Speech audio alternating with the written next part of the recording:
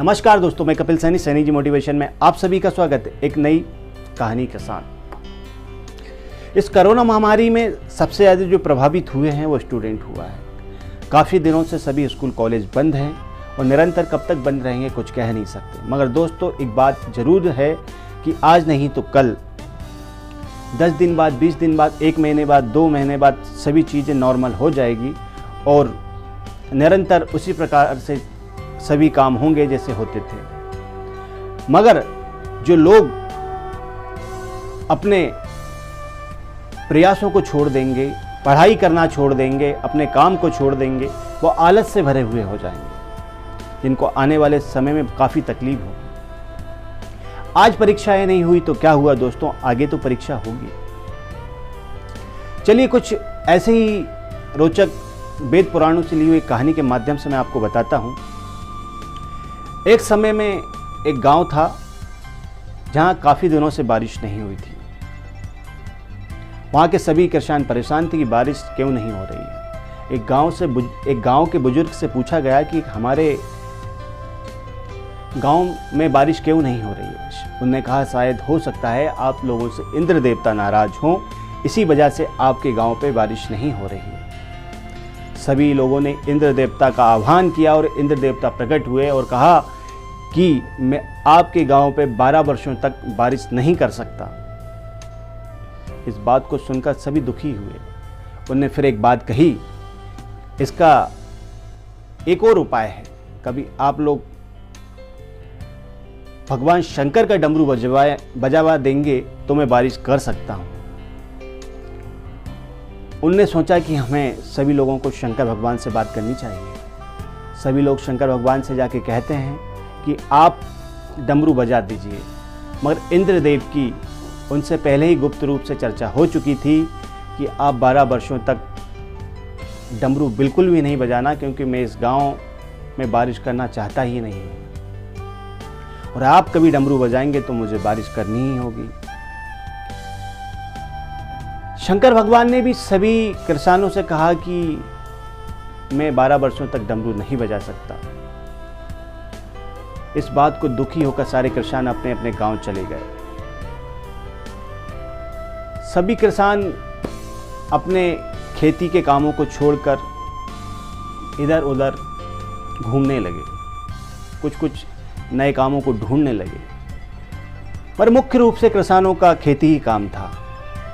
मगर एक किसान निरंतर अपने खेतों को बुआई करता रहा, नींदता रहा और जो भी खेती किसानी के काम है वो निरंतर कर रहा था। उस किसान को देखकर जब दूसरे किसानों ने पूछा कि ये तुम क्या कर रहे हो, तुम्हें पता है ना 12 वर्षों तक बारिश नहीं होगी। किसान कहने लगा कि मैं अपना प्रयास तो निरंतर करूँगा, हो सकता है 12 वर्षों में मैं सारे काम करना ही भूल जाऊं, बीजों को कैसे लगाते हैं बीज रोपना भूल जाऊं, हल कैसा चलाते हैं हल चलाना भूल जाऊं। मैं अपने प्रयासों को निरंतर करते रहूंगा।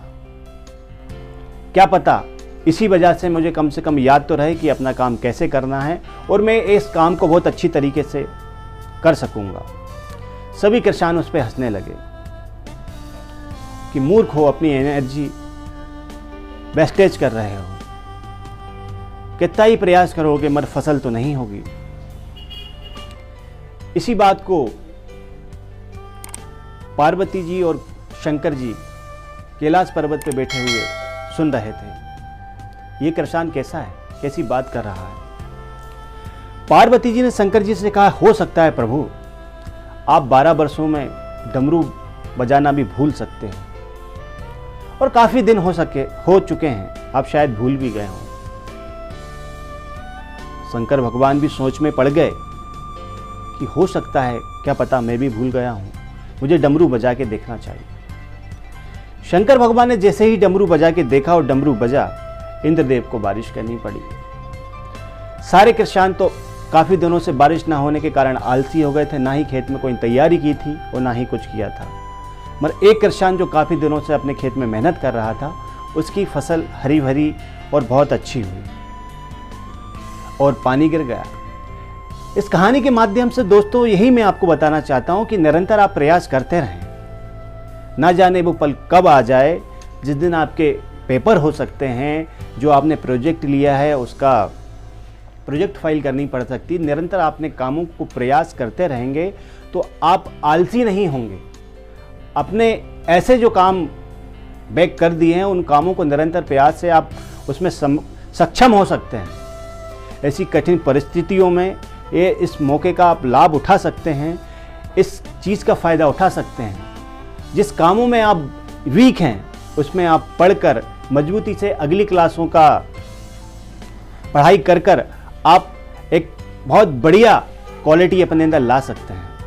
कभी मेरी कहानी आप लोगों को अच्छी लगी हो तो प्लीज़ चैनल को लाइक करिए, सब्सक्राइब करिए और सभी अपने दोस्तों में शेयर कीजिए, स्टूडेंटों में शेयर कीजिए। ना जाने कब डमरू बज जाए और वो टाइम आ जाए।